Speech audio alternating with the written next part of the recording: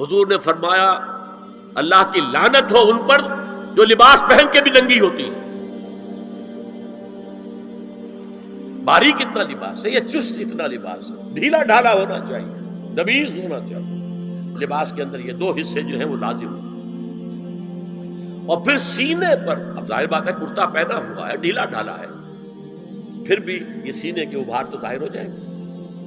ان پر ایک اضافی اوڑھنی سر پر سے لے کر اور اپنے اس گریبان کے اوپر بکل مار لینا، تاکہ یہ جو نسوانی حسن کا دوسرا مظہر ہے، پہلا چہرہ سب سے بڑا چہرہ. اب جو لوگ کہتے چہرے کا پردہ نہیں ہے تو خدا کے بندو پھر پردے کی ضرورت کیا ہے؟ نسوانی حسن اگر اس میں اٹریکشن ہے وہ کہاں ہوتا ہے سب سے بڑھ کر؟ مظہر اول کون سا ہے نسوانی حسن کا؟ چہرہ ہی تو ہے. اب میں ذرا شرم کے ساتھ کہہ رہا ہوں لیکن یہ اپنی شاعری کے کچھ الفاظ آپ کو سنا رہا ہوں. یہ لب لعلین کہاں ہوتے ہیں؟ چہرے پر ہوتے ہیں یا کہیں اور ہوتے ہیں؟ یہ عارض گلگوں یہ کہاں ہوتے ہیں؟ چہرے پر ہوتے ہیں یا کمر میں لگے ہوتے ہیں؟ یہ چاہے زقن، ٹھوڑی میں اگر کچھ کھڈا پڑا ہوا ہو، چاہے زقن. یہ تعریفیں جو شاعری میں ہوتی ہیں یہ کہاں ہوتا؟ یہ مژگاں کے تیر یہ کہاں ہوتے ہیں؟ یہ نرگسی آنکھیں یہ کہاں ہوتی ہیں؟ اور ستواں ناک یہ کہاں ہوتی ہے؟ چہرہ ہی تو ہے. سب سے بڑی اٹریکشن تو چہرہ. اسی کو نہ چھپایا تو پھر اور کیا چھپایا؟ ہاں دوسری چیز، چھاتی کے ابھار بہت اٹریکٹیو ہوتے ہیں انسان کے لیے. اس کے لیے یہ ہے کہ وَلْيَضْرِبْنَ بِخُمُرِهِنَّ عَلَى جُيُوبِهِنَّ. کرتا بھی دبیز کپڑے کا ہو، کرتا جو ہے ڈھیلا ڈھالا بھی ہو، شلوار اور دبیز تر کپڑے کی ہو، ڈھیلی ڈھالی ہو، اور اوڑھنی کا بکل جو ہے اپنے سینے پر مار دیا جائے. اب اس کے بعد فرمایا وَلَا يُبْدِينَ زِينَتَهُنَّ إِلَّا لِبُعُولَتِهِنَّ. اب یہاں یہ زینت کا لفظ آ رہا ہے چہرے کے لیے، اور چہرے ہی میں کچھ سنگھار بھی ہوتا ہے. کچھ سرما لگایا ہوا ہے، فرض کیجئے کسی اور طرح کا کوئی زیور پہنا ہوا ہے، گلے میں پڑا ہے، کانوں میں بندے ہیں وغیرہ وغیرہ. یہ زینت چہرہ اور اس کے ساتھ کوئی بناؤ سنگھار کا معاملہ، جس کی کہ حضور صلی اللہ علیہ وسلم نے تلقین کی ہے. عورت کو گھر میں بن سنور کر رہنا چاہیے، شوہر کے لیے ایٹریکٹیو رہنا چاہیے.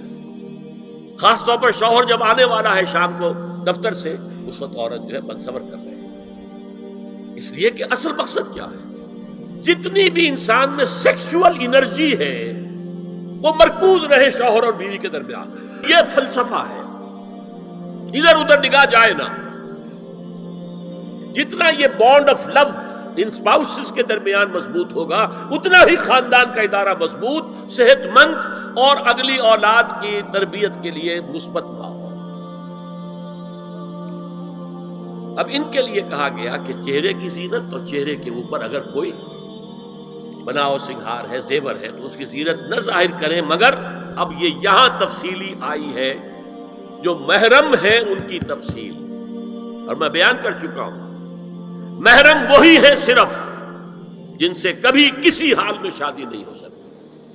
بھائی سے کسی حال میں شادی نہیں ہو سکتی، باپ سے، دادا سے، چچا سے کسی حال میں شادی نہیں ہو سکتی، ماموں سے کسی حال میں شادی نہیں ہو سکتی. ہاں چچا کے بیٹے سے ہو سکتی ہے، وہ نامحرم ہے. ماموں اور خالہ کے بیٹے سے ہو سکتی ہے، وہ نامحرم ہے. تو فرمایا کن کے سامنے ظاہر کر سکتی ہے؟ الا لبعولتہن، سب سے بڑھ کر تو شوہر، او آبائہن، اور یہ آپ نے باپ. اچھا باپوں میں نوٹ کیجیے، باپ حقیقی ہو، اخیافی ہو، اللاتی ہو یا رضاعی ہو، یہ چاروں قسم کے باپ اس میں شامل ہیں. جس عورت نے دودھ پلایا تھا اس کا شوہر بھی باپ بن گیا. او آبائے بعولتہن، اپنے شوہروں کے باپ، یا ابنائہن، ان کے اپنے بیٹے. بیٹوں میں بھی آئیں گے چاروں، اللاتی، اخیافی، عینی اور رضاعی. او ابنائے بعولتہن، اور اپنے شوہروں کے بیٹے، ہو سکتا ہے شوہروں کی اور بیویاں بھی ہوں تو ان کے بیٹے بھی، جو ستیلے بیٹے ہیں وہ بھی محرم، ان سے کسی شکل میں کبھی شادی نہیں ہو سکتی۔ او اخوانہن، یا ان کے بھائی، او ابنائہن، یا اپنے بیٹے، او ابنائے بعولتہن، یا اپنے شوہروں کے بیٹے، او اخوانہن، یا اپنے بھائی، او بنی اخوانہن، یا اپنے بھائیوں کے بیٹے، او بنی اخواتہن، اپنا بھتیجا، شوہر کا بھتیجا نہیں، اپنا بھتیجا محرم ہے، اپنا بھانجا محرم ہے، شوہر کا بھانجا محرم نہیں ہے۔ او نسائہن، یا ان کی عورتیں، اپنی عورتیں، جان پہچان کی عورتیں۔ ہر عورت بھی محرم نہیں ہے، نوٹ کر لیجئے، نسائہن۔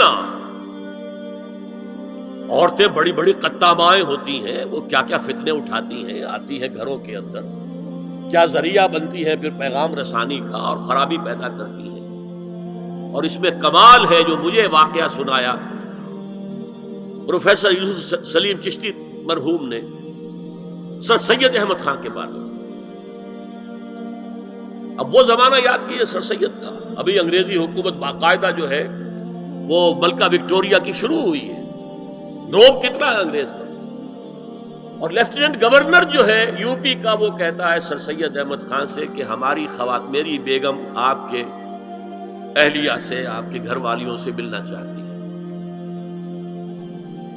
سر سید نے جواب دیا ہماری عورتوں کا اجنبی عورتوں سے بھی پردہ ہے، ہماری عورتیں آپ کی بیگم سے نہیں مل سکتی۔ میرا سر جھکتا ہے۔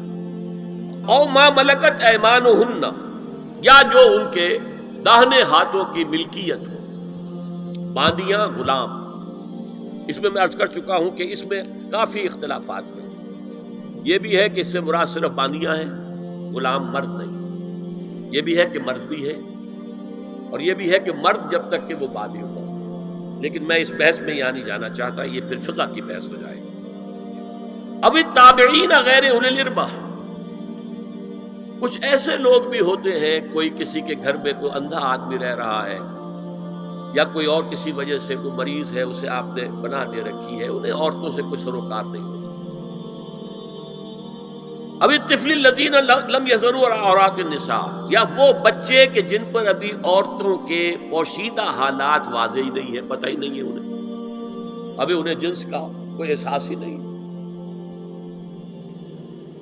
یہ ہے فہرست جو دی گئی ہے کہ جن کے سامنے عورت کھلے چہرے کے ساتھ اور اپنی جو اضافی زینت بھی ہو، کوئی زیور وغیرہ یا کوئی بھی سرما وغیرہ ڈالا ہوا ہے، یا کوئی سرخی کوئی لگائی ہے معمولی سی، تو اس کے ساتھ آ سکتی ہے۔ اور یہ وہ رشتے ہیں کہ جن سے کسی حالت میں بھی نکاح نہیں ہو سکتا، لہذا وہ ذہن ادھر جاتا ہی نہیں ہے، نارمل آدمی کا ذہن ادھر جائے گا ہی نہیں۔ ہم رہ رہے ہیں کہ اب نارمل فضا کے اندر، جس کو میں نے کہا انسیسٹ بڑھتا جا رہا ہے، اس کی مثالیں ہمارے معاشرے کے اندر بڑھتی چلی جا رہی ہیں۔ وَلَا يَضْرِبْنَ بِأَرْجُلِهِنَّ لِيُعْلَمَ مَا يُخْفِينَ مِنْ زِينَتِهِنَّ، اور چلتے ہوئے اپنے پاؤں زور سے نہ ماریں کہ ان کی زینت ظاہر ہو جائے۔ اگر کوئی پازیب پہنی ہوئی ہے، کوئی جھنجھنو وغیرہ ہے، تو اب اگر پاؤں مار کر چلے گی تو خام خواہ ذہن جائے گا بیٹھے ہوئے کا کہ کوئی خاتون جا رہی ہے، پلٹیں گے، دیکھیں گے، دکھا دیں گے۔ یہاں تک اس کے علاوہ یہ بھی ہے، تعطر کے بارے میں فرمایا ہے کہ اگر عطر لگا کر کوئی عورت گھر سے نکلی ہے، اذا استعارت المرأة فمرت على القوم ليجدوا ريحها فهي كذا وكذا قال قولا شديدا۔ اس ابو داؤد